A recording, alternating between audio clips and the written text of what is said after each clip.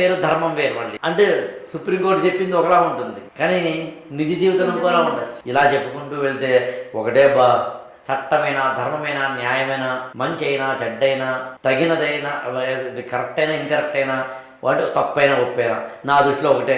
అది ఏమిటని అడిగితే తగినదా కాదా. ఆవిడ రెండో పెళ్లి చేస్తుంది. మంచా చెడ్డానకు, మంచా చెడ్డానకు, తప్ప ఒప్ప అనకు, జడ్జి చేయకు. కావాలంటే తగినదో కాదో, తగినదో కాదు చెప్పాలంటే జడ్జిమెంట్ కాకుండా తగినదో తగినదో అన్నప్పుడు నువ్వు చెప్పినట్టు సిచ్యుయేషన్. భర్త చనిపోయి 2 పిల్లలు ఉన్నారు కాబట్టి మంచి సంబంధం వచ్చింది కాబట్టి మళ్ళీ చేసుకుందా, ఎక్స్వైజెడ్. ఎండ్ పాయింట్ ఒకటేనబ్బా. అటు తిరిగి జీవితంలో నాకు తెలిసి తగినదా తగనిదా అంటే అప్రోప్రియేట్, ఇన్అప్రోప్రియేట్. అందులో తగినది తగనదని మధ్యలో అంటే మనకి తెలుగులో కొన్ని పద్యాలు ఉన్నాయి. అంటే ఏది మంచో ఏది చెడ్డ అనే పదం వాడకుండా ఏది తగినదో ఏది తగనదో చూసుకున్నవాడు గొప్పవాడు, వాడినే ధర్మప్రభు అంటారని చెప్పి మహాభారతంలో ఒక పద్యం. మన ఛానల్ని లైక్ చేయండి, షేర్ చేయండి, సబ్స్క్రైబ్ చేయండి.